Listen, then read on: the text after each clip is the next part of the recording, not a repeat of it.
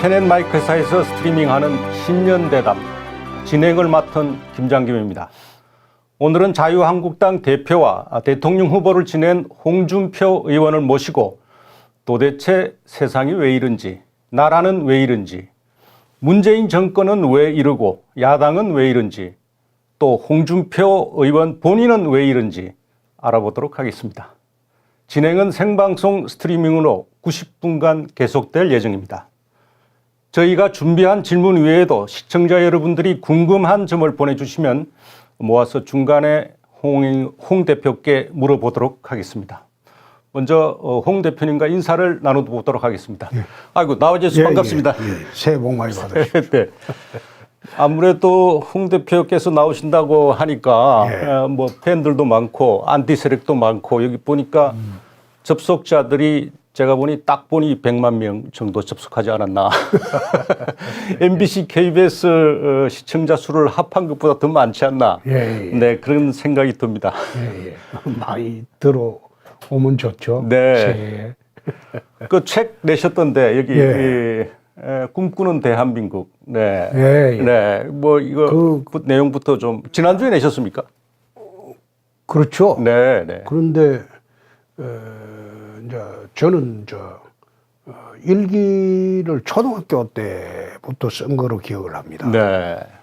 검사 때는 수사일지를 일기 형식으로 썼고 또 정치판에 들어와서는 페이스북이 생기고 난 뒤에는 주로 페이스북에 매일같이 쓰기도 하고 2, 3일에 한 번 쓰기도 하고 또 뭐 일주일에 한 번 쓰기도 하는데 대한민국에 일어나는 모든 정치 현상들, 사회 현상들에 대해서 그때그때 정리를 해둡니다. 페이스북을 통해서.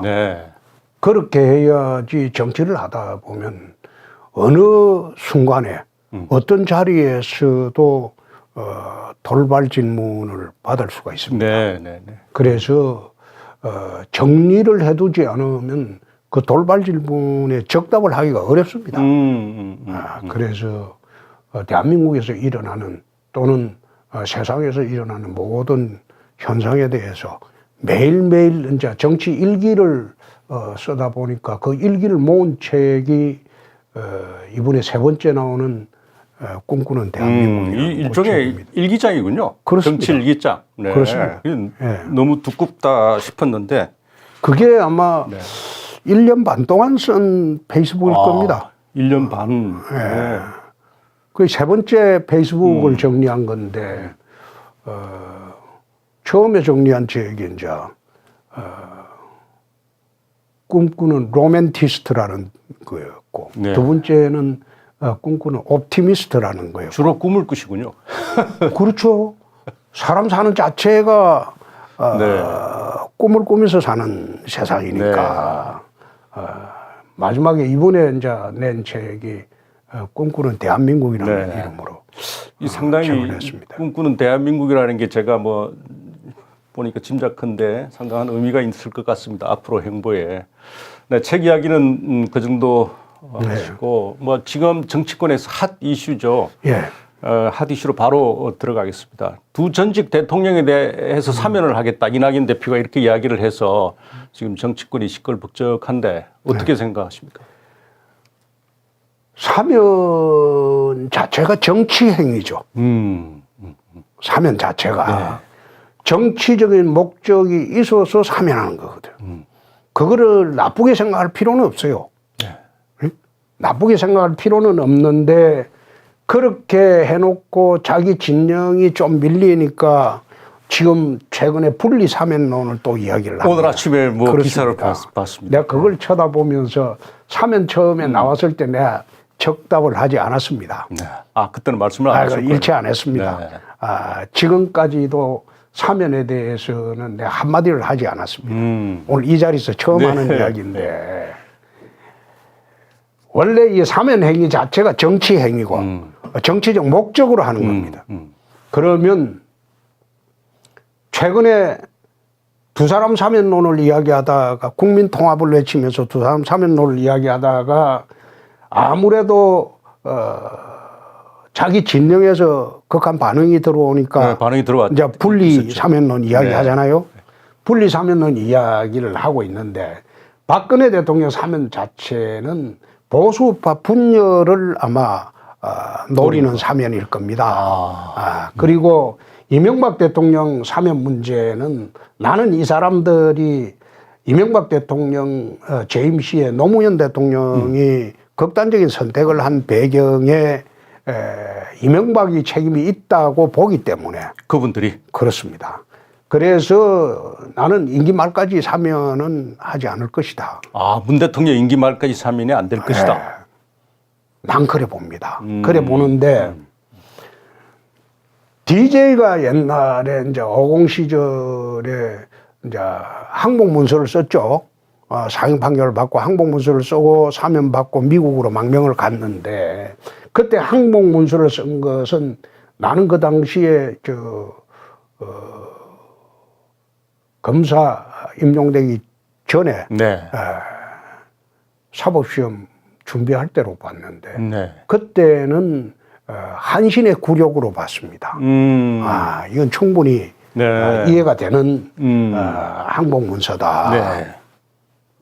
그러나 전노가 사면을 할 때는 전두환 노태우 대통령을 사면할 때는 이것은 내 기억으로는 YS가 임기 말에 사면한 것으로 기억을 합니다. DJ의 허락을 협의를 하고 사면한 거로 하는데 그것은 전노가 사면할 때 전두환 노태우 두 대통령이 반성문을 써낸 일이 없어요. 네. 그런데 이번에는 보니까 뭐 사과 먼저 하라고 그러고. 그 이야기는 내가 보니까 참 조언이 없다. 제가 그 지난 탄핵 당시부터 지금까지 두 전직 대통령 재판은 정치 재판이다. 네. 이 사법적인 판결이 아니다. 그래서 이것은 정치 문제로 풀어가야지 사법적인 단죄로 계속 풀어가서는 이거는 문제가 풀리는 것도 아니고 대한민국을 더 어렵게 만들 것이다. 네, 기억납니다. 네, 그런 이야기를 쭉 해왔는데 지금 박근혜 대통령이 감옥에서 사과할 입장이겠습니까? 그거 아닐 거예요. 네, 본인이 뭐 사면해달라고 그러지도 않았지 않습니까? 요청도 안 해요. 이명박 대통령이 사과할 입장이겠습니까? 그거 아니에요. 그래서 이거는 그 사람들에게, 그분들에게 무슨 반성문을 요구하고 이런 거는 곤란합니다. 지난번에 김종인 비대위원장이 사과를 한다고 할 때 내가 반대를 한 것은 네. 그 두 분의 재판은 정치 재판이다. 정치 재판이고 그건 정치로 풀어야 할 문제다. 두 번째, 사과를 내버리게 되면 차기 대선에서 우리가 입장이 곤란해진다. 응? 말하자면 적폐 정권을 한 사람들이 5년 지나서 너가 다시 정권을 달라고 요구를 할 수 있느냐. 그런 식으로 나올 건데 그때 대해서 어떻게 우리가 그 이명박 박근혜가 잘못했다고 우리가 받아들일 수 있겠냐. 네. 그래서 나는 그 사과를 반대했어요. 응? 사과 주체도 적절치가 않고 사과는 가해자가 피해자한테 사과 요구하는 거는 그거는 어불성설입니다.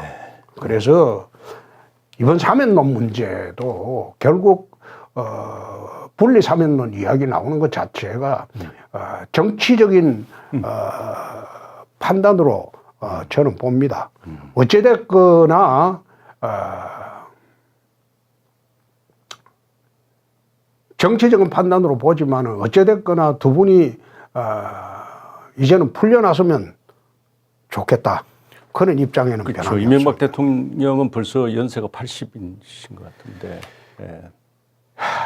또 이번에 동부구치소에 코로나가 창궐했죠. 거기 수감됐었죠. 그렇죠. 동부구치소에 있죠.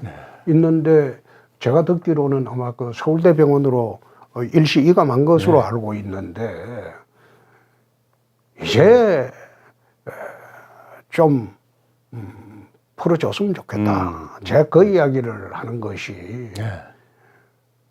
남의 눈에 눈물이 나게 하면 자기 눈에는 피눈물을 흘리게 됩니다. 예? 문 대통령이 재집권을 못할 시에 각오를 해야 될 겁니다. 뭐 어차피 그러니까 정치보복은 없어져야 하지만은 이런 식으로 5년 내내 끌고 가는 것이 자기를 위해서도 바람직하지 않다. 나는 그래 봅니다. 그 지금 뭐 여당의 선거 전략 같은데 이게 선별사면론 이게 그렇죠. 네. 근데 이게 그렇게 되면은 실제로 뭐 선별사면을 하게 되면 친이 친박 이게 워낙 지금 뭐 국민의힘 쪽에서는 골이 깊지 않습니까? 또 분란이 저 여당이 생각한 대로 기획한 대로 날 나는 친이 친박은 없어졌다고 봅니다. 네. 네. 지금 국민의힘에 있는 구조는 탄핵 찬성파와 탄핵 반대파만 있지 친이 친박은 없다고 봅니다. 네. 지금은 국민의힘에 탄핵 찬성파들이 당권을 쥐고 있죠. 네.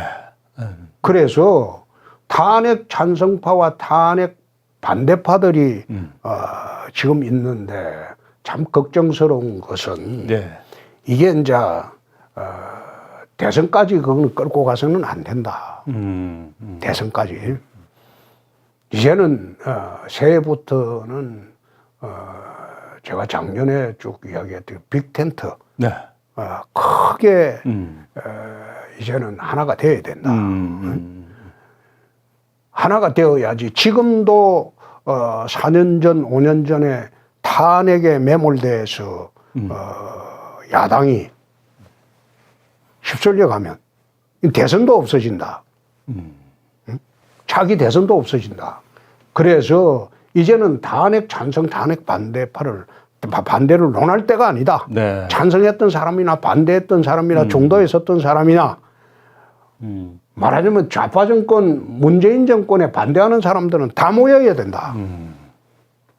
일종의 뭐 어느 분이 말씀하셨는데 탄핵의 강을 넘어야 된다 이런 말씀. 탄핵의 강을 넘는 게 아니라 이미 탄핵은 과거의 사실이 돼버렸고 그러면 대한민국의 미래를 봐야 되는데 네. 지금 이 사람들은 제도적으로 지금 대한민국의 기본 골격을 다 바꾸고 있어요. 네. 바꾸고 있잖아요. 네. 70년 이뤄낸 대한민국의 업적을 제도적으로 다 바꾸고 있어요. 그럼 이것을 바로잡고 정상화시킬 수 있는 세력은 야당밖에 없는데 그 야당이 지금 탄핵 찬성, 탄핵 반대 거기에 계속 함몰돼 있어 가지고 이 사람들을 이길 수 있겠느냐. 그래서 제가 작년 10월인가부터 그러지 말고 네. 이제 우리 니핀 내핀 가르지 말고 전부 힘을 합치자. 그런 이야기를 쭉 해왔습니다. 지금 뭐 이제 선거 이야기가 앞서서 나왔는데 그 당장 2달 앞으로 다가온 서울 부산 저 보궐선거 이야기 좀 해보시죠. 이게 지금은 뭐 여러 가지 여론조사 보면은 이 야권 후보가 서울이든 부산이든 우세하죠. 우세한데 이거 어떻게 보십니까? 결과도 그렇게 예상하시는지 모르겠네. 이게 이제 하나 걱정스러운 것은 부산 선거나 서울 선거가 성추행 문제로 생긴 겁니다. 그렇죠. 네. 그러면 서울시장이나 부산시장에 나갈 사람은 제일 먼저 여건이 여자 문제에 깨끗한 사람이 나와야 됩니다. 여자 문제에 있는 사람은, 여성 문제에 있는 사람은 절대 출마해서도 안 되고 또 우리가 그 사람을 야권 후보로 내세워서는 안 됩니다. 그래서 첫째고. 여성 후보들이 좀 나와 그렇죠. 있는 것 같아요. 뭐 여성 후보도 좋고, 근데 여자 문제로 생긴 선거에서 여성 문제나 여자 문제 있는 후보가 나와서 설치게 되면 선거가 굉장히 어려워집니다. 희석이 되잖아요. 네. 선거 자체가 희석이 되잖아요. 아니, 그래서 자체가, 그건 그렇고 두 번째 절대 야권이 한 사람이 나가야지 또 야권이 우세하다고 해서 우죽순 나와서 표를 갈라먹게 하면 그 민주당 좋은 일만 시키죠. 그래서는 안 되죠. 예. 근데 그 앞서서 잠깐 대표님께서 언급하셨는데 이제 이게 재난지원금 네. 여당에서 이거 보궐선거 직전에 또 주겠다는 식으로 지금 이야기하거든요. 그렇죠. 예. 이게 또 영향받는 거 아니겠습니까? 나는 영향받기보다도 네. 재난지원금에 대한 기본 성격에 대해서 우리가 다시 생각을 해봐야 되는 게 지금 이 사람들은 코로나를 핑계로 사회주의 배급제도로 가자는 겁니다. 아, 그렇게 보시는군요. 네, 세상을. 지금 앉아서 재난지원금이 지난 총선 때 100만 원 준다고 했을 때 황교안 대표가 나서 우리는 200만 원 그랬어요. 그 바보 같은 짓이죠. 응? 바보 같은 짓이죠. 실제로 주는 사람들이 한테 표를 가는 거지. 야당이 200만 원 건다고 해서 그 야당의 정체성만 잃어버리는 거예요. 그래서 나는 재난지원금 지난번에 주는 걸 반대를 했습니다. 네. 총선 때. 이거 아니다. 네. 차라리 그렇게 하지 말고 코로나로 인해서 붕괴된 소상공인, 그 다음에 중소기업, 소위 기업을 활력을 북돋워 줘라. 압박하지 마라. 응? 기업의 자유를 줘라. 풀어줘라. 그 다음에 지금 가진 데를 억압하지 마라. 돈을 쓰게 내버려 두라. 응? 그렇게 해서 경제가 돌아가게 하는 그런 펀더멘탈을 갖춰주는 것이 옳지. 무슨 동양같이 돈 주는 것도 아니고 그걸 매달 100만 원 준다면 괜찮죠. 네. 매달 줄 수가 없잖아요. 네. 근데 마치 자유당 고무신 선거 하듯이 자유당 시절 고무신 선거 하듯이 그런 선거를 하려고 하는데 야당이 지난 총선에 부안해동을 했다. 이번에도 똑같죠. 이번에도 먼저 주라고 했던 것 하는 같은데. 짓이 똑같죠. 네. 그 하는 짓이 똑같은 짓을 하고 있으니까. 그래서 나는 그런 식으로 하는 게 아니고 경제의 펀더멘탈을 다시 갖추는데 돈을 써야지. 그리고 기업 윽박지는 짓 하지 마라 이 말. 이번에 한번 보세요. 부동산 3법 하면서 소위 부동산 가진 사람은 죄인 취급해버리고 억압하고 그 다음에 또 경제 3법 하면서 억압 3법 그것도 통과를 강제로 시켜놓고 또 이번 주에 중대재해법 해갖고 모든 내일 한다고. CEO들은 범죄인으로 만들려고 하고 이제 그런 짓을 하지 말고 자유주의 시장경제 체제로 만들어주고 기업의 활력을 좀 북돋워 주면 세수도 올라가고 경제도 살아나고 자영업자 난 최근에 코로나 특별법을 지금 다음 주에는 우리가 발의하려고 만들고 있습니다. 아, 그렇습니까? 네. 코로나 특별법을 만들려고 하고 있는데 거기 보면 방역을 하면서 마음대로 영업의 자유를 제한하고 못하게 하고 최근에 헬스클럽 그 관장이 자살을 하고 아니 뭔가 이게 하면 영업의 자유를 제한을 했으면 상당한 보상을 내줘야 돼요. 네. 응? 그게 헌법 논리입니다. 일체 보상 없이 뭐 하루 자고 일하니까 골프장에 4사람 치지 마라. 뭐 3사람 쳐라. 그리고 이튿날 아침에는 4사람도 된다. 그랬죠. 이런 식으로 자기 마음대로 하고 그렇죠. 예. 또 시중에 한번 보세요. 금년에 공시지가를 마음대로 올려가지고 그 종부세나 세금을 재산세를 얼마나 많이 부과를 합니까? 그 약탈이죠. 약탈적인 조세제도. 이것도 이 사람들이 자행을 하고 있는데 가진 사람들이 얼마 되지 않는다고 판단을 하고 없는 사람이 더 많다는 생각으로 자기들은 자기 편들을 끌어모을 수 있다고 생각을 하고. 표 계산을 하는 거예요. 그렇죠. 근데 그게 약탈적 세금 제도가 옳으냐 이 말이에요. 세제도 고쳐야 돼. 그리고 방역을 핑계로 이런 식으로 소상공인 그 다음에 그 중소기업 소기업들이 이렇게 못 살게 굴어놔 놓고 찔끔 주는 재난지원금 한 번으로 떼온다? 나는 그게 맞지 않다. 네. 그래서 이번에 코로나 특별법 만들면서 부당하게 정치 방역 하지 마라. 거기에 대한 적정한 보상을 해주라.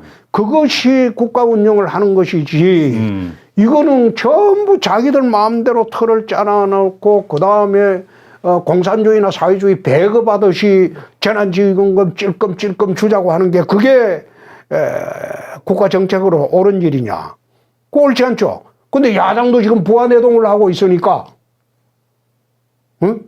야당이 또 더더군다나 최근에 보니 앞장서서 그래요. 이번에는 먼저 아니, 그러니까 네. 내가 그거 쳐다보면서 만약 이 정권이 실패를 하면 국민들이 그럼 우리가 이 정권 실패에 대한 방조범이 돼버린데 공범이 돼버리잖아요. 응? 공범이 돼버렸는데 우리한테 정권 달라고 할 수가 있겠냐 이 말이에요. 이 정권이 경제정책이 실패하고 사회정책이 실패를 하면 그럼 대안으로 우리한테 표를 두고 우리가 정권을 맡아서 해보겠다 이렇게 하려면 국민들이 그럼 이 정권을 공범은 되지 말았어야지. 응? 나라 망치는데 공범이 돼놓고 어떻게 정권을 달라고 할 수 있겠냐면 이중대 정권이 돼버린 네. 야당이 돼버린 그러니까 답답하다 이 말이야. 지금 재보궐선거 이야기하다가 재난지원금으로 넘어갔다가 지금 이야기가 약간 옆길로 샜는데 구체적으로 서울시장 선거에 관한 이야기를 해보겠습니다. 네. 아까 뭐 이 따로따로 나오면 안 된다고 말씀하셨는데 그 안철수 대표가 이제 출마를 선언했는데 이게 보니까 뭐 그저께 보니까 오세훈, 나경원 뭐 이렇게 해서 지금 네. 소위 이른바 빅가이들이 이렇게 나와겠다고 한단 말이에요. 이게 네. 안철수 대표 정리가 잘 될 걸로 보십니까? 어떻게 보십니까? 이거? 나는 빅3가 나와야 된다고 봅니다. 아, 네. 안철수, 나경원, 네. 오세훈 다 나와야 된다고. 판을 키워야 돼. 네. 야당이 할 수 있는 유일한 길은 지금 서울시장 선거를 예를 들면 23개 구청의 구청장이 전부 민주당입니다. 네. 기초광역위원회 80%가 민주당입니다. 조직은 어떤 식으로든 민주당이 다 장악을 했어요. 서울 시내의 49개 지구당 중에서 야당이 제대로 가동하는 지구당은 8개밖에 없습니다. 당선된 지역 8개. 그 외에는 전부 민주당이 다 장악을 했어요. 그럼 보궐선거가 투표율이 35% 정도입니다. 35%? 예. 40%가 안 됩니까? 40% 되기 어려울 거예요. 그러면 35%든지 40%든지 간에 조직선거가 될 수밖에 없어요. 보궐선거의 조직선거. 특성상. 그러면 민주당 조직들이 총동원을 하게 될 겁니다. 아마 관변단체까지 동원해서 자기 그 구의원, 시의원들 조직 전부 총동원 선거를 할 거예요. 그렇게 하게 되면 한 20% 정도의 조직표는 있습니다.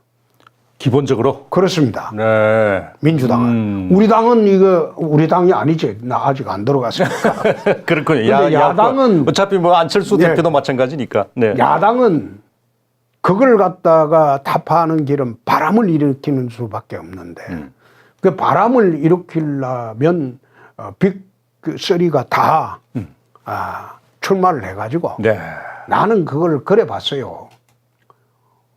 2011년도 박원순식 단일화를 해야 될 것이다. 박원순 씨가 민주당에 안 들어갔어요. 네, 네. 박영선 후보를 뽑아놔 놓고 네. 박원순하고 단일화를 했어요. 아, 그래서 박원순 씨가 됐거든요. 근데 그 단일화 방식은 그 당시에 민주당원들이 일부 참여하기는 했는데 이번에는 우리 국민의힘에서 한 분을 뽑고 네. 안철수 후보하고 1대1로 100% 여론조사 경선을 해서 단일화를 하는 게 가장 합리적이다. 안철수 후보를 국민의힘에 입당시켜서 하게 되면 아마 확산 효과가 줄어들지 않겠느냐. 그렇게 보시는 거예요. 예. 근데 정진석 공천관리위원장은 100% 일반 시민 여론 조사를 할 테니 저기 뭐 국민의힘에 들어오라 말씀은 안 했던 것 같은데 안철수 대표가 그 경선에 참여해라 이런 그것도 이제 일리가 있는 말이죠. 네. 정진석 그 공관위원장 말도 그 참 일리가 있는 말인데 안철수 후보 쪽 입장은 국민의힘의 지지만으로는 힘들 것이다. 힘들지 않겠나. 네. 그래서 그 외에도 플러스 알파 하려면 국민의힘에서 플러스 알파 하려면 자기가 밖에서 최대한 그 통합 효과를 내려면 그렇죠. 네, 그렇게 해서 하는 것이 맞지 않겠나. 그래야지 본선에 성산이 있지 않겠나. 안 대표는 아마 그런 식으로 판단을 하는 모양인데 저는 안 대표 판단이 옳을 수도 있겠다. 네. 그렇게. 부산시장 선거는 어떻게 보시는지 최근에 뭐 대표님께서 특정 후보에 대해서 비판하는 목소리가 있는 것 같은데. 네. 그거는 뭐 작년까지만 했는데. 네. 아, 그 작년 이야기입니까? 네. 그렇죠. 12월 달에. 아, 12월 달. 네. 작년까지만 했는데 금년 들어와서는 이제 금년에는 양대 선거가 있기 때문에 네. 당내 문제에 대해서는 일체 선거 끝날 때까지 언급 안 하기로 했습니다. 그러나 걱정스러운 것은 부산시장 선거의 후보의 첫째 조건은 나는 부산시장 선거는 이번에 누가 나가도 될 것이다. 그렇게 예상하시는군요. 네. 야권에서. 네. 그런데 여자 문제나 여성 문제에 있는 사람이 나가면 선거가 서울 선거까지 어려워질 수가 있다. 그게 희석돼 버리는 거예요. 네. 그래서 걱정스러워서 한마디 한 겁니다. 네. 그리고 이제 뭐 다들 그렇게 예상을 하시던데 가덕도 신공항 문제 말이죠. 이게 결국 선거용이고 여당에서 뭐 들고 나오긴 나왔는데 이게 이제 보궐선거 끝나면 또 이 문제가 없어질 것이다. 이런 전망들도 있던데 이 가덕도 신공항 이게 뭐 좀 선거에 영향이 있을까요? 어떻게 보십니까? 나는 그거 큰 영향이 있다. 큰 영향이 있다. 네. 그거는 서울이나 여기에 계신 분들 생각하고는 다르죠. 아, 경남지사를 하셨으니까. 그렇습니다. 네. 그리고 난 대구에 있기 때문에 나는 지난번에 4대 관문공항론을 주장을 했습니다. 그건 뭡니까? 네.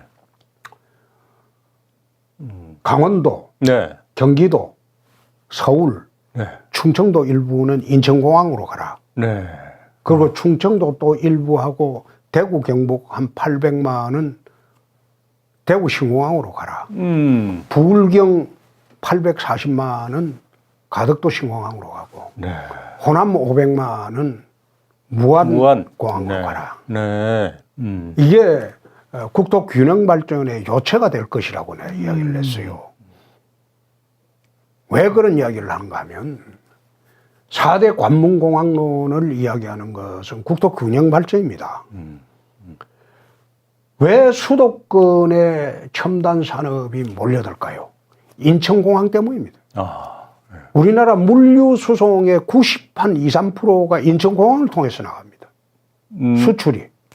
그러니까 선박보다도 선박은 다른 문제죠. 네, 다른 문제고 공항 항공화물로 나가는 게 그게 첨단 산업들이에요. 네.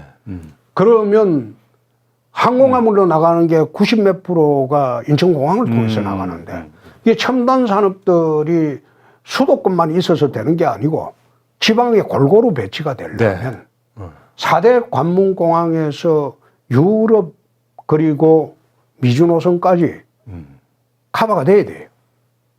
항공화물이. 네. 제가 이야기하는 거는 여객수송보다도 항공화물을 이야기하는 화물 겁니다. 관한 이야기군요. 그래서 국토 균형 발전을 하려면 호남 지역은 무안공항을 통해서 나갈 수 있게 하고 그러면 무안공항 근처에 첨단 산업들이 몰려올 수가 있어요. 그리고 대구는 충청도 일부하고 그리고 TK 500만하고 한 800만이 대구 공항을 이용하고 그 다음에 가덕도 신공항을 이용하고 그 다음에 인천공항을 이용하고 하면 국토 균형 발전에 큰 도움이 될 것이다. 또 나머지 잡다한 공항들은 나는 통폐합을 해서 없애버렸으면 좋겠어요. 나머지 공항들은. 왜 그런가 하면 앞으로 10년 내가 되면 플라잉카 시대가 됩니다. 자동차가 날아다닙니다. 지금 미국에서 일부에서는 자동차가 플라잉카가 상용화되고 있어요. 네. 날아다니는 자동차 시대가 됩니다. 날아다니는 자동차 시대가 되면 국내선 그것은 일종 소형 의미가 항공기군요. 없어지고 네. 기껏 의미가 있으면 제주도까지만 의미가 있습니다.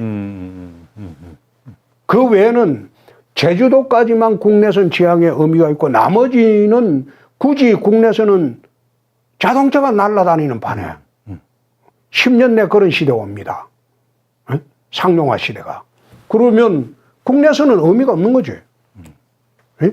그래서 앞으로는 국제선은 4대 관문공항으로 하고 국내선은 제주도 이외에는 별 의미가 없어요. 나머지는 플라잉카 시대로 가니까 10년 내에. 응? 이 도로에 사실상 다니는 차는 화물차 외에는 없을 거예요. 화물수송 외에는. 나머지는 전부 플라잉카, 나르는 자동차 시대가 되니까. 그래 되면 국내 공항이라는 건 별로 의미가 없죠. 그래서 나는 4대 관문공항론을 국토 균형 발전을 위해서 주장을 하고 앞으로 미래교통 시대가 이렇게 전개가 될 것으로 보기 때문에 가덕도 신공항을 나는 찬성합니다. 찬성하시는군요. 그렇습니다. 네. 그 영향이 클 것이다. 그렇게 보시고 다시 화제를 서울과 여의도 서초동으로 올려보겠습니다. 윤석열 그 검찰총장에 대한 지지율이 이제 어떤 조사 보니까 30%가 넘었던데 이른바 그 윤석열 현상이라고 예. 할까요? 여기에 대해서 대표님 어떻게 보십니까? 그게 이제 반문 정서가 그만큼 한국 사회에 이제 널리 퍼졌다는 거죠. 지금 문재인의 정권에 대항하는 유일한 사람이 윤석열이밖에 없습니다. 윤석열 총장밖에. 그렇게 지금 돼 있어요. 그러니까 윤석열 후보가 될 수밖에 없죠. 응? 지금은 그러니까 지금 야당 전체를 합쳐도 단수가 사실상 대항하는 사람이 없잖아요. 네. 야당은 지금 앉아서 협조를 못해서 몸부림치는 당으로 지금 비춰져 있고 유일하게 문재인 폭정에 대항하는 거는 윤석열 검찰총장만 지금 부각이 되니까 그렇게 나올 수밖에 없죠. 네. 그런데 문제는 네. 나라 통치가 검찰 사무밖에 없느냐 이 말이에요. 응? 윤 총장이 검찰 그렇죠. 일만 했으니까. 그렇죠. 네. 그리고 나라 통치가 어떻게 검찰 수사밖에 없느냐 이 말이에요. 근데 그게 이제 제대로 이제 국민들 인식이 일반화되면 상황이 좀 달라지겠죠. 그래서 그때까지는 야당이 이제 제 역할을 못하는 바람에 가장 큰 원인이 윤석열 현상이 생긴 거 아닌가. 난 그래 봅니다. 그러면 윤 총장이 뭐 대표님께 보시기에는 정치를 계속 하실 것 같습니까? 지금은 시작도 안 했지만, 네. 어떻게 할 수도 보십니까? 있겠죠. 할 수도 있겠다. 네. 할 수도 있는데, 그래서 지금 제3지대론이 나오고 있는 게. 이른바 빅텐트. 아니요.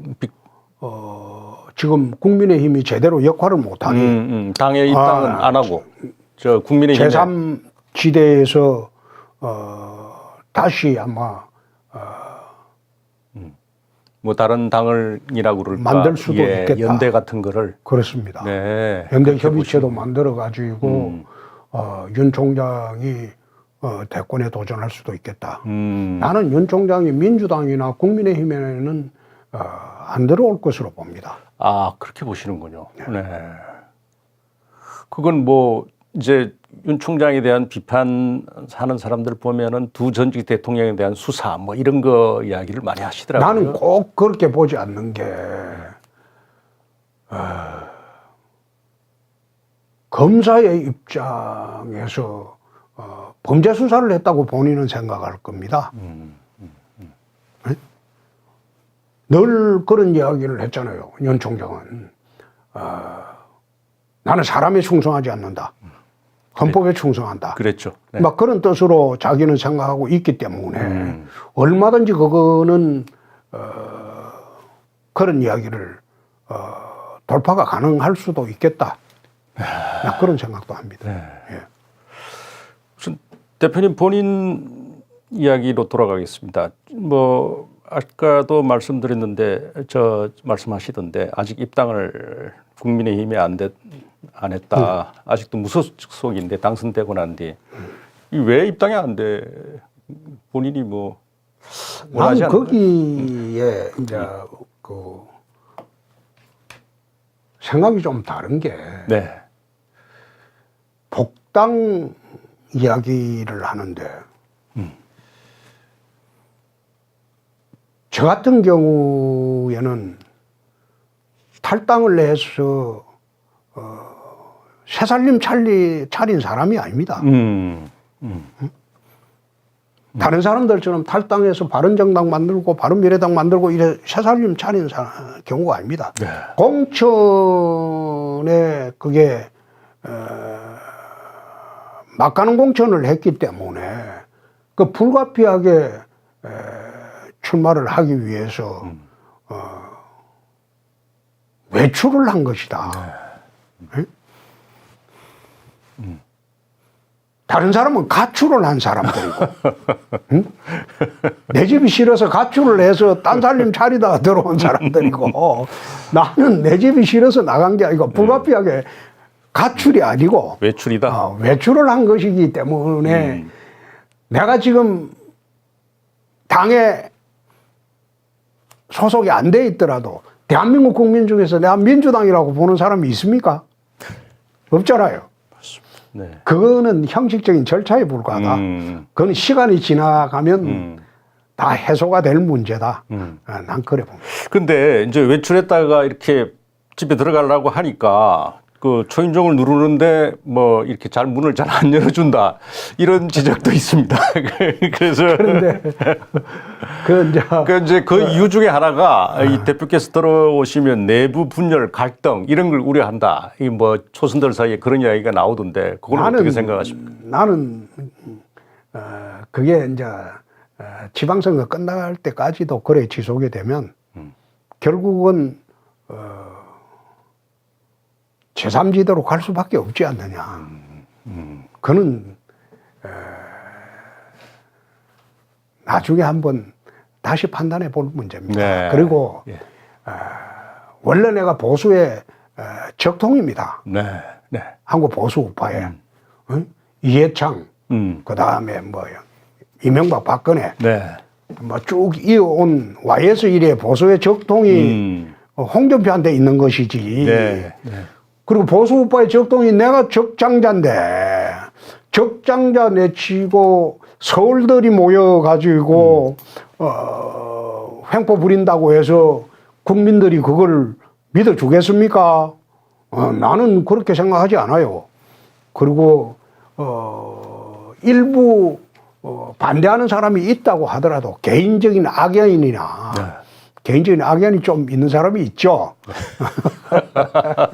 근데 구체적으로 말씀 안 하셔도 알 것 같습니다. 네. 하더라도 나는 거기에 개의치 않습니다. 아, 그렇군요. 세상이라는 게 제가 정치를 26년째 이제 하는데 대세라는 게 있습니다. 대세에 따르면 됩니다.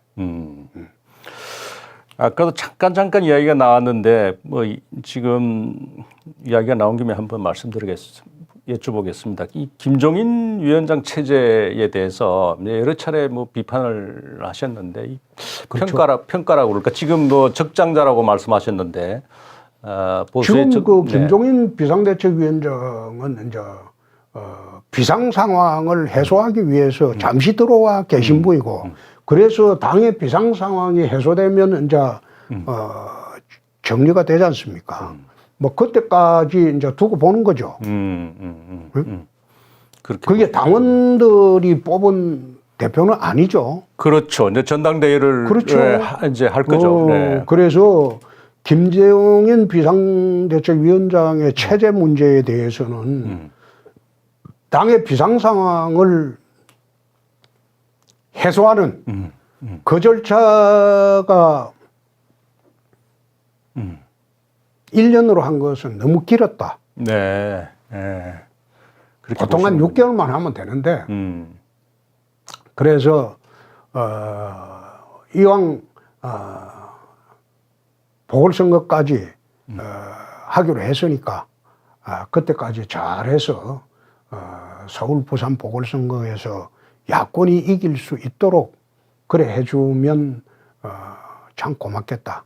난 그 생각을 해요. 뭐 국민의힘 소속 그 의원은 아니시지만 그래도 뭐 야권의 기둥 중에 한 분이시니까 그런데 이제 그 질문을 이어가겠습니다. 그 현실적으로 김종인 체제가 들어와 가지고 지금 지지율이 올라갔단 말이에요. 국민의힘 지지율이 오늘 아침에 YTN 보니까 다시 민주당보다 당 지지율이 그 조사 결과가 올라갔던데 이거는 어떻게 보십니까? 네. 좀 뭐 사실 지난번에 황교안 지지율도 지금 지지율보다 높았습니다. 그랬습니까? 그거는 네. 갈 데 없는 사람들이 네. 민주당은 싫고 그건 반사 효과지 난 자생적인 효과라고는 보기 어렵습니다. 그렇게 보시는군요. 네.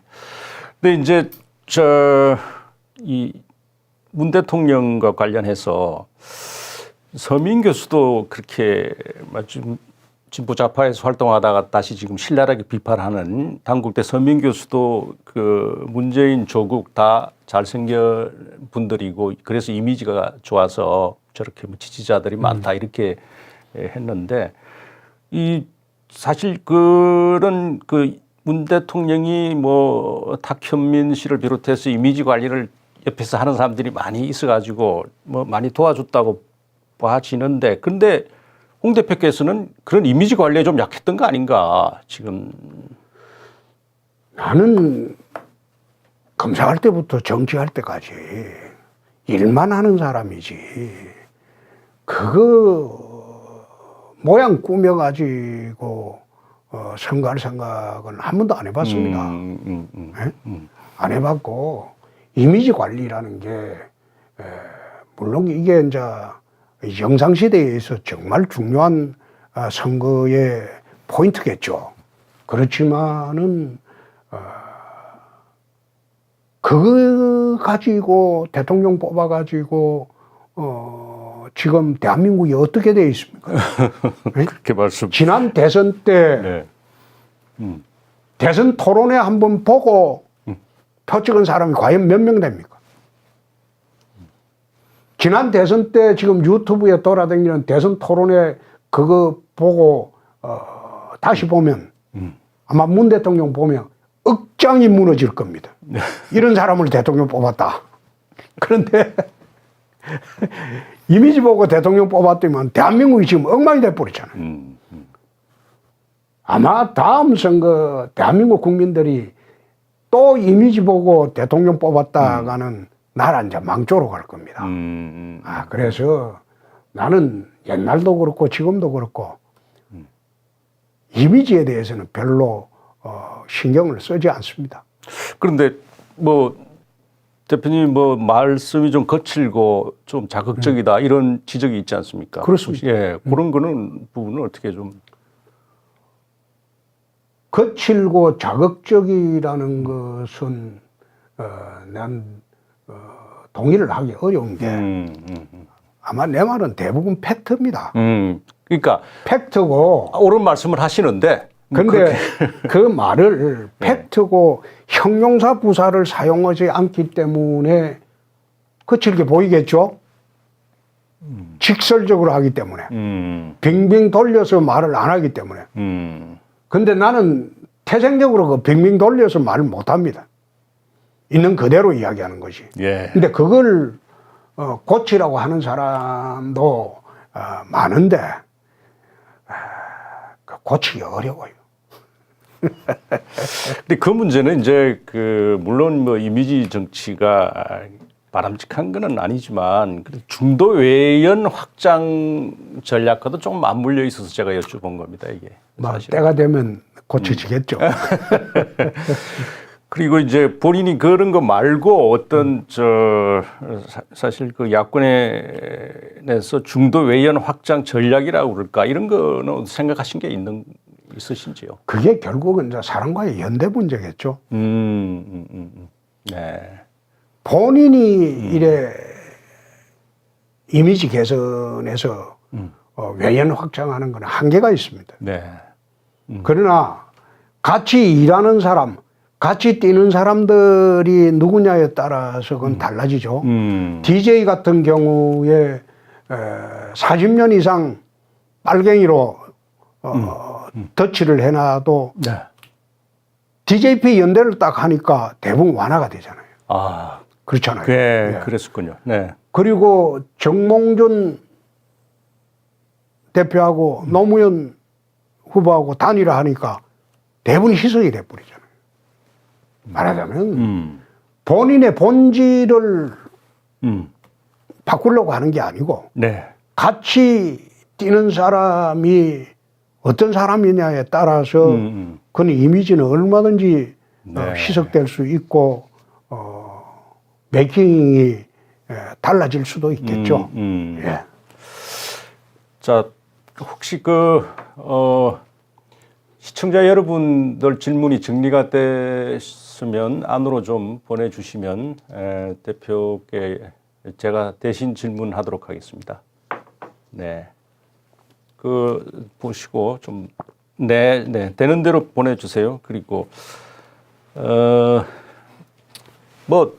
누구나 다 그렇게 지난번에 대권 도전을 하셨으니까, 대권 도전을 할 거라고 다들 생각하실 텐데, 최근 여론조사를 보면 이제 빅3 이렇게 있고, 대표님 지지율이 그렇게 높지 않단 말이에요. 예. 그렇죠. 네. 그래서 그걸 어떻게 시간이 부족하다고 생각하시지는 않습니까? 나는 꼭 그래 보지 않는 게 아직 판이 이제 안 짜졌죠. 판이 안 짜졌죠. 그리고 옛날하고 달라가지고 요즘은 여론이 뒤집혀지는 계기가 한 달이 안 걸립니다. 굉장히 속도가 빨라졌다. 그렇죠. 네. 그래서 나는 시간이 없다고는 보지 않습니다. 네, 그렇게 보군요. 네. 그리고 문재인 정권에 대해서 평가를 안 할 수가 없는데 이 문재인 정권에 대한 평가를 한번 여쭤보겠습니다. 이게 처음에 왜 문재인 후보와 겨뤘던 분이고 해서 그런데 이거 집권하면 정치 보복이라든지 민주주의 훼손이라든지 이런 게 이 정도로 될 줄 혹시 예상을 하셨습니까? 못했습니까? 그거 4년 전에 제가 대선 구호로 내세웠던 것이 자유 대한민국을 지킵시다 했어. 나는 문정권 들어오면 제도적으로 전부 다 바꾼다고 봤습니다. 그렇게 예상을 하셨군요. 네. 근데 묘하게 치밀하게 이 사람들은 계획이 된 정권이기 때문에 노무현 대통령 때처럼 엄격결에 잡은 정권이 아니거든요. 네. 탄핵부터 시작해서 치밀하게 기획이 된 정권이기 때문에 아마 금년부터 갑자기 들고 나온 게 국민 통합 운운함이 들고 나오는 거 보고 갑자기. 참 어이가 없다. 4년 내내 국민 분열 책을 쓰다가 이제 자기 나갈 때가 되니까 네. 국민 통합 운운한다. 네. 내가 그거 보고 그럼 4년 내내 뭐 했냐? 4년 내내 그럼 분열만 추구했냐? 그래가지고 참 동네에서 깡패가 실컷 두들겨 패다가 이제 내가 그만 팰게 네 나한테 복종 계속 할래? 그 묻는 거하고 비슷하지 않느냐? 난 그런 생각을 했어요. 네, 그랬었군요. 그럼 지금 말씀하신 대로라면은 이 문재인 정권 4년 동안에 대한민국의 주류가 교체됐다고 생각하십니까? 대한민국 해방 이후에 70년 역사를 쭉 보면 보수 우파 정권에서는 절대 다른 정파하고 연대해서 정권을 잡은 일이 없습니다. 언제나 단일 세력으로 잡았어요. 네. 그러나 좌파 진영에서는 반대 진영에서는 언제나 연대해서 정권을 잡았어요. 응? DJ가 정권 잡을 때는 JP하고 연대를 했고, 네. 그 다음에 노무현 대통령이 정권을 잡을 때는 정몽준 대표하고 단일화 작업을 통해서 정권을 잡았고, 그리고 문재인 정권이 정권을 잡을 때는 좌파들 전체가 연대해서 탄핵으로 몰고 갔고, 우파 정부의 일부 배신 세력하고 같이 정권을 무너뜨리고 자기들이 정권을 잡았어요. 근데 지금 와서는 거꾸로 돼버렸어요. 민주당 홀로 선거를 해도 이젠 되는 세력이 돼버렸고. 그렇게 보시는 거죠. 그렇습니다. 오히려 거꾸로 보수 우파 진영에서는 전부 연대를 해야 되는 입장이 돼버리죠. 근데 역사상 한 번도 70년 해방 이후에 없던 일이 지금 벌어지고 있는 겁니다. 오히려 보수 우파 정권에서 연대를 할 수밖에 없는 입장이 돼버리죠. 그래서 우리가 정권을 탈취를 하려면, 네. 다시 정권을 잡으려면 네.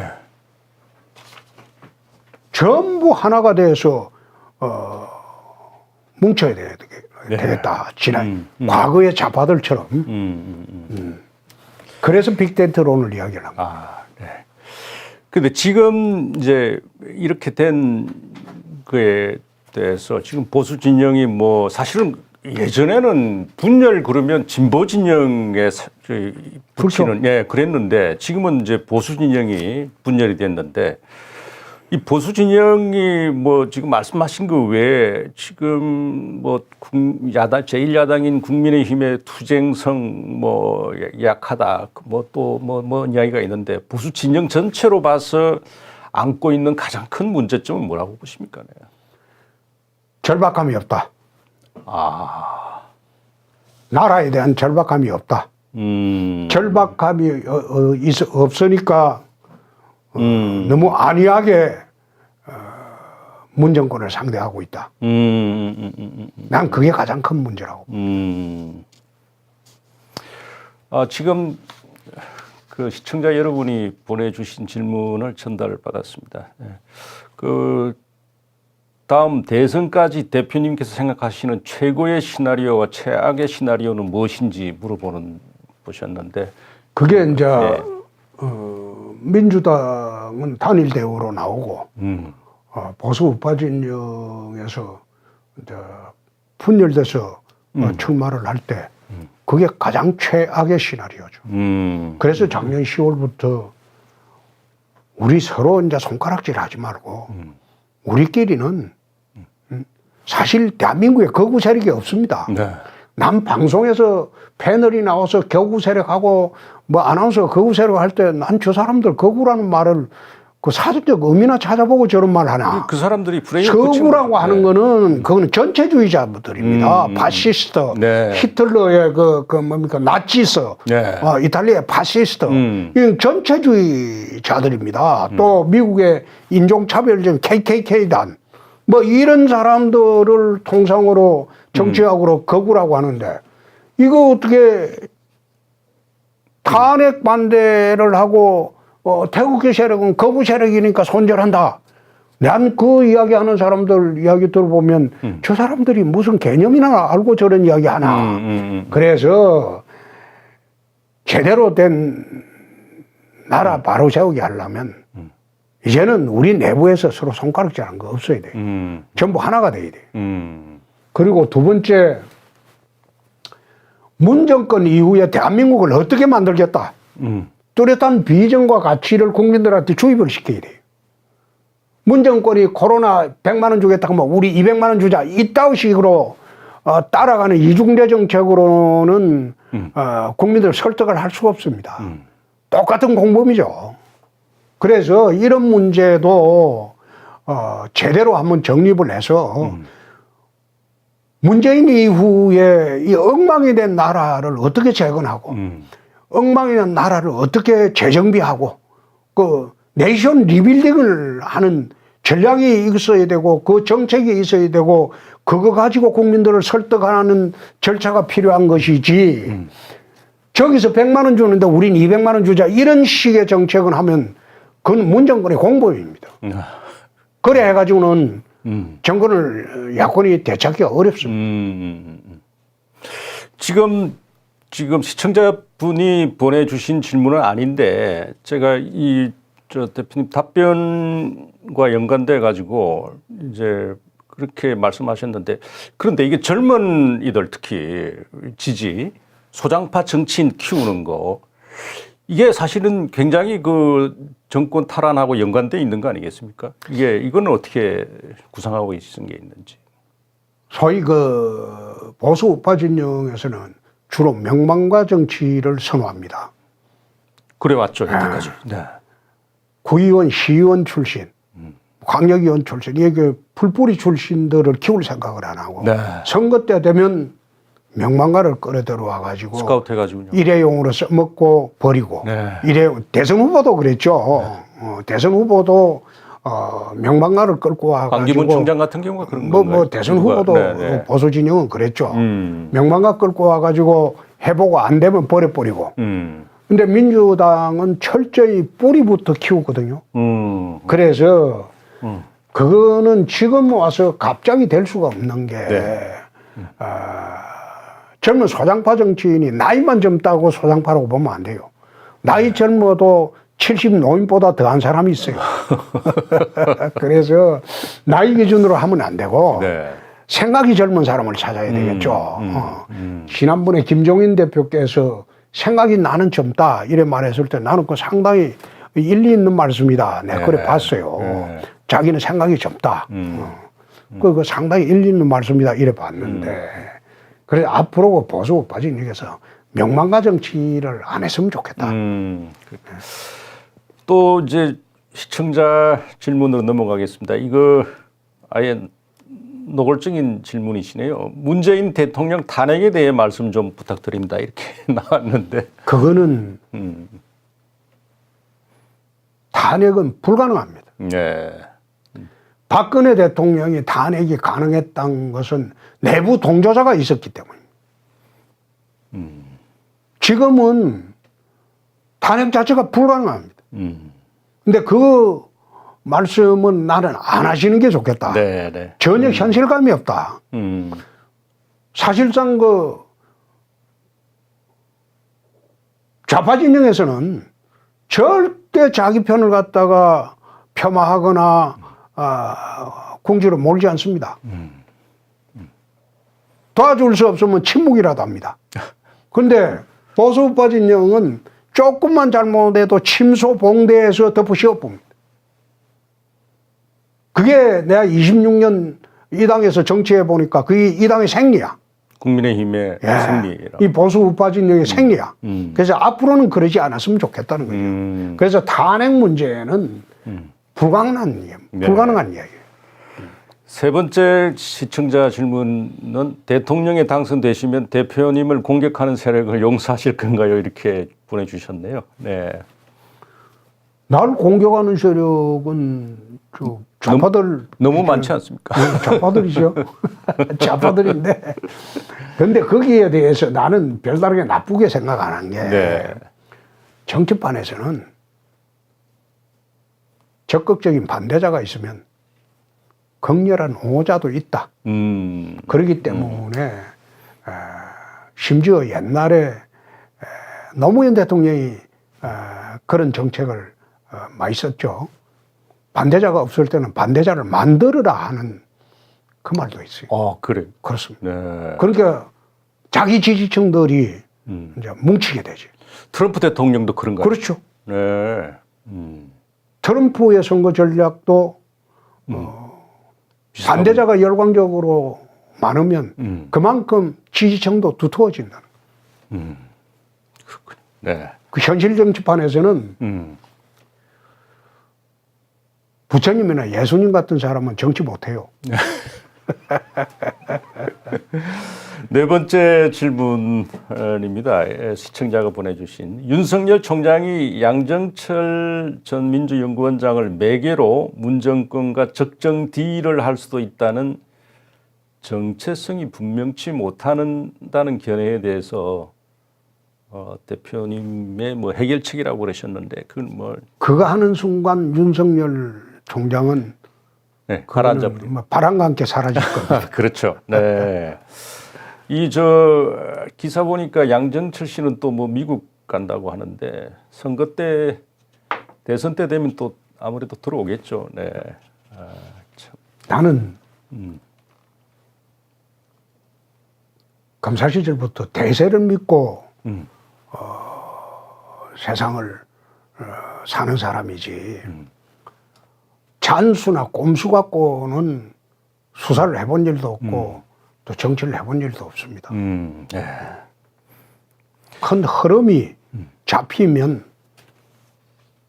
아무리 꼼수 잔수를 부려도 그건 꺾이지 않습니다. 네. 들어온 다시 시청자 질문 중에서 동부 구치소발 사망자에 관한 질문이 하나 있네요. 사망자가 2명인가 나왔죠. 확진자가 많이 발생했는데 이거는 뭐 검사 생활을 하셨으니까 특히 특히 좀 잘 아실 것 같은데 문재인 대통령 책임 아닌가요? 이랬는데 이거 문제예요. 이거 문제인데 어떻게 보십니까? 이거 뭐 지금 추미애 장관 고발하고 뭐 수사하라고 그거는 대통령 책임이라기보다도 추미애 장관 책임이죠. 네. 추미애 장관 책임이죠. 그 법무부 장관 책임이죠. 대통령 책임을 그것까지 묻기는 좀 곤란하지 않느냐. 대통령이 지어야 되는 책임이라면 정치적 책임이죠. 네. 사법적 책임 유무 문제는 추미애 법무부 장관 문제죠. 아마 이런 말씀을 또 하신 것 같네요. 대표께서 새해에는 푸근하고 착한 아저씨가 되겠다고 하셨는데 이런 말씀 하셨습니까? 그 페이스북에 쓰긴 썼는데 페이스북에. 지난 연말에 홍준표라고 국민들이 아는 거는 칼날리에 선 사람이거든. 에? 늘 날카롭고 네. 그런 이미지죠. 네. 그런 이미지로 살아왔으니까 그것이 이제 나라 전체를 통치하는 데는 도움이 안 된다. 하도 주변에서 그러니까 그럼 새해에는 내가 푸근하고 착한 아저씨 한번 되도록 노력할게. 내가 그런 이야기를 한 적이 있습니다. 근데 어떻게 방법론이 있습니까? 어떻게 방법이 있습니까? 구체적인 뭐. 글쎄요. 생각해 봐야죠. 이거는 참 또 굉장히 심각한 문제라서 하나 여쭤보고 지나가야 되겠습니다. 지금 현안이 되고 있는 입양되었다가 이 정인이 사건, 양모 학대로 사망한 정인이 사건에 대해서 현직 의원이시니까 이거 뭐 같은 그 소관 상임위는 아마 아니실 거지만 이거 어떻게 생각하고 어떻게 이거 좀 국민들의 공분이 너무 커요. 네. 그렇죠. 네. 그거 아마 그 우리 당이지 참 야당 의원이 그 입법 발의하는데 네. 내가 동의를 해준 일이 있습니다. 동의를 음. 해준 일이 있는데 참 입양을 해가지고 저런 식으로 하는 거는 정말 지금 사람이 할 짓이 아니죠. 네. 사람이 할 짓이 아니죠. 그 법안을 지금 발의하는 걸 동의하셨다는 말씀이신가요? 네. 공동 발의해 주는데 내가 사인을 해주라고 했습니다. 검찰 출신이니까 이제 검찰에 관한 질문이 이것도 하나 던져 보겠습니다. 이 지금 추진하는 검찰 개혁이 뭐 올바른 방향이라고 생각하십니까? 이렇게 물어봤네요. 네. 나는 그게 이제 검찰이 자업자득이라고 봅니다. 자업자득이라고 봅니다. 검찰 출신 검찰이 네.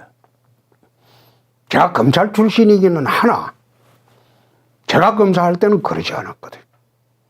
이게 검찰이 역대 정권에서 쭉 보면 바람이 불기 전에 먼저 눕습니다. 어디서 많이 들은 이야기입니다. 네. 바람 불기 전에 먼저 눕는다. 그리고 바람이 거치기 전에 먼저 일어납니다, 또. 정권 말기에. 그렇죠. 그게 지금 지난 한 50년 동안 검찰의 행태였어요. 검찰권을 쥐고 무소불위한 행태를 그런 식으로 부려온 겁니다. 그래서 내 문재인 정권에서 공수처 만들 때 내가 그런 얘기를 한 적이 있어요. 그 민병검찰청 아니냐. 응? 검찰 위에 검찰청을 또 하나 만드는 거 아니냐. 응? 만들어가지고 너 마음대로 이제 고급 범죄는 검찰은 이주 수사기관으로 전락을 해버리고 또 이번에 한 거 보니까 경찰에 대한 지휘감독권도 폐지해버렸어요. 응? 경찰은 비대화 시켜놨어요. 검찰은 축소화 시켜놔놓고. 그리고 경찰, 그 위에. 경찰은 비대화, 검찰은 축소. 그 다음에 그 위에 또 검찰청을 또 하나 만든 게 공수처고. 국정원은 허수아비 집단으로 만들고. 나는 권력기관 개혁이 아니고 검찰 무력화를 중심으로 모든 제도적으로 지금 완성이 됐다. 난 그래 봅니다.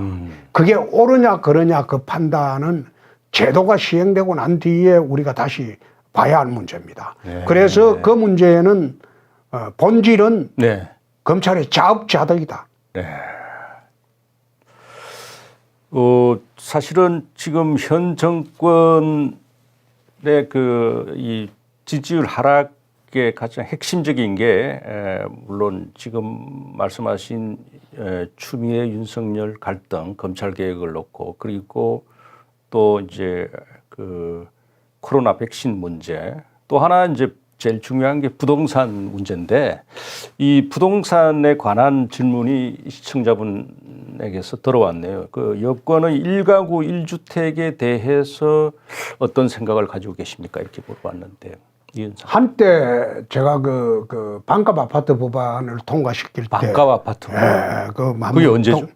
그게 2009년도죠. 네. 근데 그 반값 아파트 법안을 통과를 2009년도 시켰는데 그게 일부 이제 싱가포르 정책입니다. 네. 싱가포르 정책인데 싱가포르의 이제 주택 정책인데 그거 통과시키고 난 뒤에 주택 소유 제한에 대한 특별법을 생각해 본 일이 있어요. 1가구 1주택을. 그런데 그때 1가구 1주택 제도를 한번 만들어 보려고 생각을 했는데 아무리 판단을 해봐도 그건 헌법 위반, 재산권의 본질적인 침해. 그래서 그거는 헌법이 사회주의 헌법으로 개정되지 않는 한 이건 불가능하다. 위헌이다. 그건 재산권의 본질적 침해이기 때문에 불가능하다. 난 그래 이제 봤고 지금 이 정부의 부동산 정책이 실패하게 되는 가장 큰 원인은 주택의 자유시장을 권력으로 억제를 하기 때문에 계속 튀어오르는 거예요. 시장과 싸우는군요. 그렇죠. 근데 이거는 나는 맞지 않다는 생각이 풀어줘야 돼요. 풀어줘야 되고 가장 먼저 해야 될 게 왜 돈이 부동산으로 몰리느냐.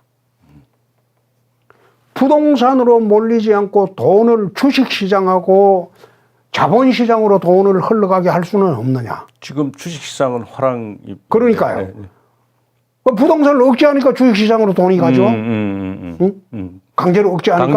강제로 누르니까 지금. 그렇죠. 그 돈이 이제 주식시장으로 네. 가는데 그런 식으로 누르지 않고도 부동산을 억제하지 않고 완전히 풀어주면 재개발, 재건축도 안 그렇습니까? 나는 용적률 제한을 하지 말고 청구 제한도 하지 말자는 주의예요. 청구 제한도. 정부에서 왜 그 재개발, 재건축 같은 경우에 내가 참 주택 환경이 어려운데 오래 살고 있다가 새롭게 새 집에서 한번 살아보려고 내 집을 헐고 새 집을 지으려고 하는데 거기에 정부가 짓지 말라고 왜 억압을 하느냐 이거예요. 그 재개발, 재건축도 풀어주고 엄마 아파트 같은 경우도 왜 저런 식으로 억제하고 내 재산을 갖다가 새 집을 지어가지고 하려고 하는데 왜 그 불편하게 살았던 그 지역에서 재개발하고 재건축하고 새 집 지으려고 하는데 거기서 나오는 이득을 정부가 뺏어가느냐 이 말이에요. 나는 이것도 잘못됐다고 생각해요. 응? 그런 식으로 뭐 개발 이익 환수금 개발 이익 환수하는 그것도 잘못됐다고 생각해요. 그거는 그 사람들이 그만큼 오래 힘든 지역에서 살았으면 거기에 대한 대가로 인정을 해줘야 돼요. 응? 그게 집값이 올라가면 재산세를 많이 부과하면 되잖아요. 재산세를 부과하면 되거든. 그럼 재산세를 많이 부과하면 되지. 그걸 갖다가 자기가 고생하고 힘들고 환경이 안 좋은 지역에 살아갖고 새 집을 지었는데 그 새 집에서 나오는 이득을 정부가 개발이익 환수금이라고 하면 뺏어가고 이것도 나는 적절치 않은 거라고 봐요. 그래서 부동산을 풀어주되 왜 이걸 부동산으로 도는 가는 게 몰리는 이유가 가장 이익이 남기 때문에 가는 거 아닙니까? 네, 그렇겠죠. 그죠? 예. 이익이 남기 때문에. 근데 부동산에 얻는 이익보다 자본시장에 가면 이익이 더 남을 것 같으니까 돈이 그쪽으로 가겠죠. 그러니까 그런 제도적 정비를 해주면 될 것을 왜 억지로 정부가 나서서 시장을 억제하고 개입하고 공급은 확대하지 않고 돈을 빼들고 또 최근에 와서는 이래 하잖아요. 공시지가 조세 법률주의입니다. 응? 조세의 종목과 세율은 법률도 정한다고 그 다음에 그 헌법에 돼 있어요. 그런데 지금 공시지가 올려가지고 재산세 왕창 물리는 거 위헌이에요, 위헌. 그렇게 보시면 이 위헌이야. 네, 위헌. 그건 위헌이지. 우리나라 사람들 굉장히 순진한 게 네. 그걸 위헌 소송도 안 해요. 응? 그리고 또 하나 종부세 내 이야기하면 종합부동산세야. 응? 네. 종부세를 만들 때는 집도 있고 땅도 있고 상가도 있고 임야도 있고 종합부동산세야. 부동산이 여러 개인데. 아니 그러니까 예, 네. 종합부동산세야. 그런데 왜 1가구 1주택인데 단일 부동산인데 종부세를 매기냐 이 말이에요. 그거는 재산세를 매기면 될 일을 왜 종부세를 매기냐면 재산세 과표를 조금 올리면 될 것을 재산세 매기고 종부세 매기고 단일 물건에 왜 두 가지 세목을 올리냐 이 말이에요. 이 중복과세야. 근데 그것도 위헌 소송하는 사람도 없어. 대한민국 국민들 굉장히 착해요. 그래서 내가 그거 보면서 내 종부세 그것도 그건 종합부동산이야. 종부세 대상도 아니야. 1가구 1주택. 이 방송 보시는 분이 어느 분이 위헌 소송할 것 같습니다. 네? 이 방송 보시는 아니, 그 분이. 하도 사람들이 순하고 네. 착하니까 그 세율 그거 올리는 데가 부당한데도 그냥 따라가잖아요. 네. 그렇군요. 아까 제가 이제 지금 정부가 문재인 정부가 부딪힌 세 가지 문제라고 그랬는데 이 시청자분께서 이 코로나에 관련해서 또 하나 질문을 보내왔습니다. 아니 방역을 하려면은 대만처럼 해야지 왜 그래서 자영업자들이 생업에 종사해야지 이게 나라입니까? 야당은 뭐 하나요? 이렇게 이제 근데 말씀하셨는데. 이 정치 방역이라서 그래요. 방역 자체가 네. 정치 방역이라서. 내가 처음부터 저거는 정치 방역한다. 지난번에 총선할 때 문정권은 정치 방역하지 마라. 이 정치 방역을 하고 있다. 서두에는 좀 이야기를 했듯이 나는 백신 확보를 이 사람들이 고의로 했다고 그래 봅니다. 지금 다. 왜 그런가 하면 네. 광화문을 방역을 이유로 비판을 못하게 차단해 버렸거든. 지금 아마 광화문에 그 집회 아마 300만도 더 모일 거야. 겁이 나잖아. 그러니까 정치 방역을 비판을 못하게 하기 위해서 사람이 못 모이게 하고. 그렇게 보시는군요. 못 모이게 하고 나는 그 백신 확보를 문정권이 고의로 해태했다고 봅니다. 그래서 내가 코로나 특별법을 만들려고 하는 거예요. 네. 코로나 특별법을 만들어 가지고 네. 백신 확보뿐만 아니라 모든 코로나에 관한 거는 무상으로 가야 돼요. 코로나 뭐 백신 접종 이런 것도 전부 무상으로 다 해야 돼요. 그거는 국가가 그 무상으로. 지금 한번 생각해 보세요. 그 재난지원금 한 번 찔끔 주는데 14조를 써버렸는데 백신 접종하는 데는 전부 합쳐봐도 몇 조가 되지 않아요. 전 국민의 무료 접종해도. 얼마 되잖아요. 그건 돈도 아니야. 얘들이 무상으로 뿌리는 그 돈에 비하면. 네. 그리고 특수 직무유기죄를 내두려고 그래. 그건 또 뭡니까? 그거는 코로나에 직무를 해태하면. 동부구치소 지금 사태처럼. 그렇죠. 네. 특수 직무유기죄로 막 중죄를 처할 수 있도록. 대통령도 내 포함되게 한번 해보려고 그래. 근데 그런 식으로 해가지고 이건 어떤 식으로든 더 이상 정치 방역을 못하게 해야지. 그럼 내가 하나 예를 들어볼게. 네. 지하철이 아침마다 바글바글한데 네. 지하철에서 코로나 올랐다는 말 들어본 적 있습니까? 아니 그거 좀 저도 궁금하거든요. 네? 네, 버스나 궁금한 게 아니고. 그 버스 운전기사분은 확진자가 나왔어요. 예. 근데 지하철은 아침마다 바글바글한데 5사람, 4사람 모이지 말라는 게 무슨 정치적인 의미가 있고 저녁 9시 이후에 식당 장사하지 말라는 게 그게 무슨 법입니까? 그리고 전남 순천시에서는 오후 4시 이게 이전에 낮술 팔지 말고 밤에는 코로나가 안 돌아다니는가? 밤에만 돌아다니나? 9시 이후에 돌아다니는 이런 식으로 정치 방역을 하다 보니까 도대체가 이게 나라가 옛날에 뭡니까 거대한 감시자가 나라 전체를 끌고 가는 그런 조지 오웰의 동물농장처럼 네, 네. 그런 느낌이 드는 나라를 지금 만들어가고 있다. 응? 그래서 내가 참 보니까 마스크만 철저히 쓰면 될 것을 5사람 모이고 6사람 모이면 왜 또 안 되나? 응? 도대체 그리고 원칙도 없이 마구잡이로 영업 제한을 해놔놓고 보상도 없잖아요. 보상은 조금 아니. 100만 원, 200만 원 뭐 이렇게 주는 것 같습니다. 그래서 대만처럼 방역하는 건 대만은 초기에 중국과 차단해 버렸어요. 네?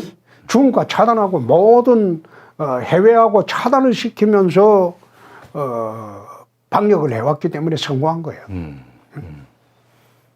그래서 나는 이 사람들 하는 거 보니까 오늘 참 내가 너무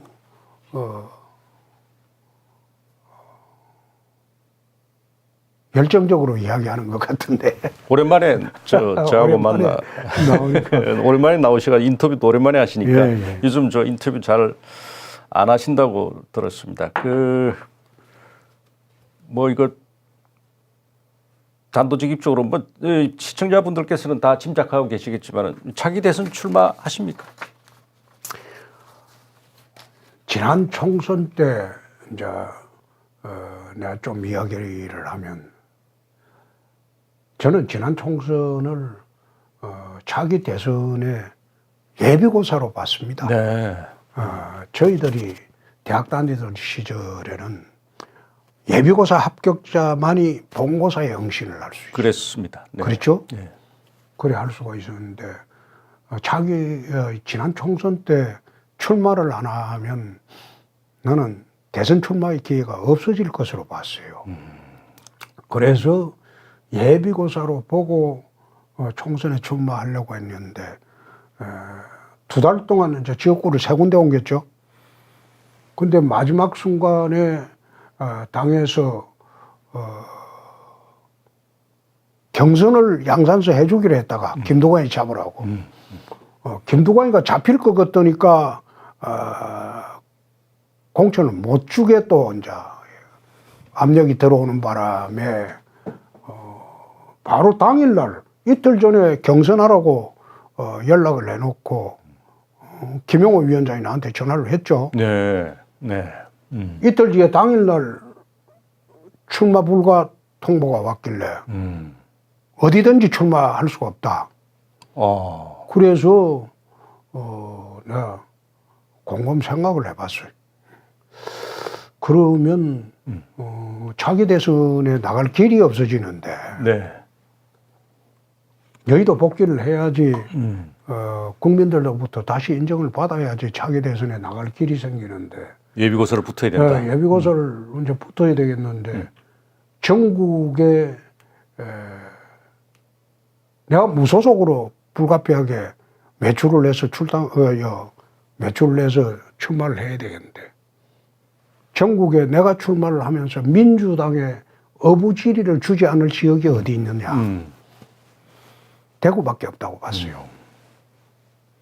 그래서 대구 중에서도 12군데가 있는데 11군데는 제가 대표실에 데리고 있던 국회의원들이 다 출마를 해요. 네. 수성을만 조영 의원이 갑으로 갔기 때문에 네. 국회의원이 없어요. 그래서 내가 아무런 연고 없는 수성을에 이제 29일 만에 나갔죠. 네. 뭐 혼자서 당 전체하고 한번 붙어봤죠. 그때 중앙당에서 내 떨어뜨리려고 지원 유세 내려오고 난리가 났었죠. 홍준표는 반드시 떨어뜨리라고. 네. 근데 대선에 이제 불가피하게 한번 나가보려고 했는데 제가 정치를 26년을 했습니다. 26년을 했는데 이제 마지막 정리를 하는 절차죠. 대선에는 이제 나는 제가 꼭 대선 후보를 해야 되겠다 그런 생각은 없습니다. 네. 없고 전부 힘을 합쳐서 누구든지 정권 교체를 할 수 있는 사람이 선출을 해주면 그 중에 저도 하나 포함이 되는 거고 그래 해주면 그 사람 중심으로 정권 교체를 해야지 나라가 정상국가로 돌아가지 않느냐. 지금 비정상국가지 않습니까? 나라 체제 전체가. 그래서 대선 이야기를 물으면 나는 굳이 내가 꼭 돼야 되겠다는 생각은 없다. 그러나 보수 우파 진영의 전체가 하나가 돼서 대선에 임해야 하는데 거기에 홍준표가 될 수도 있다. 그리고 내가 안 될 수도 있다. 그러나 정권 교체는 반드시 해야 되지 않겠느냐. 그럼 그런 면에서 지금 이번 주말에 뭐 부산에서 집회를 하신다고 들었는데 부산에서 비상시국연대에서 이번 주말에 문재인 정권 규탄대회를 시작을 하죠. 아, 그렇군요. 시작을 하는데 토요일입니까? 부산에서 하는 게 아니고 이번 토요일 날 2시에 합니다. 네. 장소는 이제 곧 나올 거고 거기에 좀 와달라고 해서 갑니다. 가는데 거기서 이제 거기서 와달라고 그래서 가시는군요. 네. 그렇죠 뭐. 비산시국연대라는 데서. 네. 거기에 나 공동대표로 또 돼 있어요. 그렇군요. 네. 네. 그래서 이제 그 사람들이 이 문정권 타도 집회를 부산에서 출발하자. 지방에서 출발해서 이제 서울로 올라오자. 그 17개 시도 다 하자. 돌아가면서. 그렇습니다. 매주 토요일 날 하든지 금요일 날 하든지 17개 시도 다 하자. 그 코로나 때문에 그러니까 우리는 뭐 49명만 집회 참석하고 나머지는 시민들이 오든지 말든지 그건 시민들의 선택이고 그건 우리 책임이 아니니까. 코로나는 우파 집회는 잘 걸린다고 이 정부가. 근데 그게 이제 통하겠어요. 근데 이제 제가 이제 반문연대라고 그럴까 지금 정권 교체를 말씀하셔서 이제 그런데 사실 이런 시민사회단체의 육성이라고 그럴까 이런 게 또 제도권 정당과의 연대 이런 게 보수 우파에서 그동안 좀 약했죠. 그건 잘 안 돼요. 왜 그렇다고 생각하십니까? 그거는 제가 이 당에 26년이 있었는데 네. 에고이즘이야. 자기들만의 세상을 끌고 가려고 하는 에고이즘이고 좌파들은 그렇지 않거든요. 전부 혼연일체가 되는데 우파들은 시민단체 아이 너끼리 해라. 그리고 자기들은 국회에서 제대로 역할도 못하면서 그 짓을 한다. 그래서 지금까지 이런 상황이 오게 된 거예요. 전부가 하나가 돼야 되는데. 사실 진보 좌파 진영에서는 일만 터지면은 300 몇십 개 단체가 성명을 그렇죠. 내고 뭐 그러지 않습니까? 그거에 비하면 너무 대조적이 돼서 없어요. 제가 여쭤봤습니다. 없고 그거는 보수 우파 진영이 여태 잘못한 거죠. 잘못한 거죠. 아유, 시간이 벌써 다 돼가는데 네. 참 오랫동안 이야기를 나눴습니다. 대표님, 마지막으로 시청자 여러분들이나 국민들에게 당부하실 말 좀 해주시면 감사하겠습니다. 네. 지금 굉장히 힘드실 겁니다. 힘드실 거고 문재인 정권이 정상적으로 돌아왔으면 나라가 참 코로나 극복하는 데도 힘이 될 건데 이 사람들은 모든 문제를 좌파 이념에 입각을 해서 접근을 하다 보니까 경제도 엉망이 되고 소상공인 자영업자 전부 다 지금 망해버렸고 나라 전체가 배급 사회로 가는 그런 사회로 만들려고 하고 있기 때문에 국민 여러분들께 굉장히 힘드실 겁니다. 그러나 이 정권이 영원히 지속될 수는 없을 테니까 국민 여러분들께서 앞으로 모든 선거에 저희들을 좀 밀어주시면 저희들이 정말 제대로 된 나라, 정상적인 나라, 그리고 나라다운 나라를 한번 만들어 보겠습니다. 정말 오늘 내가 김장겸 MBC 사장님이 있어서 내 펜앤마이크에 처음 와봤습니다. 와봤는데 정말 펜앤마이크가 보수 우파 진영에서 중심이 되는 유튜버가 되고 또 요즘 이제 제가 사실 이게 2년 전에 유튜브 시작할 때 정치 유튜브로 열풍을 일으켰던 게 홍카콜라 말씀이죠. 제가 큰 일조를 했습니다. 했는데 요즘 유튜브 보면 워낙 뜬 소문 그리고 문제도 안 되는 걸 갖다가 그걸 페이크 뉴스, 가짜 뉴스를 올려가지고 그 코인 발휘하고 그 하는 거 보면서 참 안타깝게 생각하는데 또 거기에 우리 그 국민들이 현혹이 돼가 그게 진짜인 줄 알고 그런 말씀하시는 게 내가 참 안타깝게 생각하는데 펜앤마이크도 한국 보수 우파 진영의 중심되는 매체로 지금 되어 있으니까 잘 좀 부탁드리겠습니다. 오늘 저희 TV 홍카콜라도 처음으로 펜앤마이크하고 같이 합동 방송을 해봤습니다. 해봤는데 오랜만에 유튜브를 생방송으로 찍어 보니까 조금 격한 말도 있었고 또 우리 김장겸 앵커가 워낙 차분하니까 오늘 1시간 반 동안 국민 여러분들 신년에 마음이 불편하지 않으셨는지 정말 죄송스럽고 저희들 잘하도록 하겠습니다. 네. 감사합니다. 아이고, 대표님 오늘 긴 시간 고맙습니다. 네. 고맙습니다. 네. 네.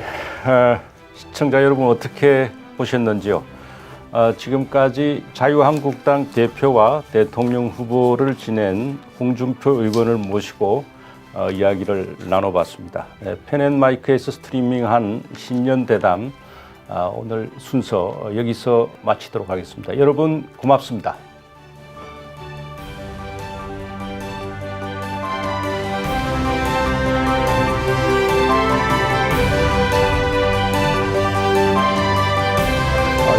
고맙습니다. 네.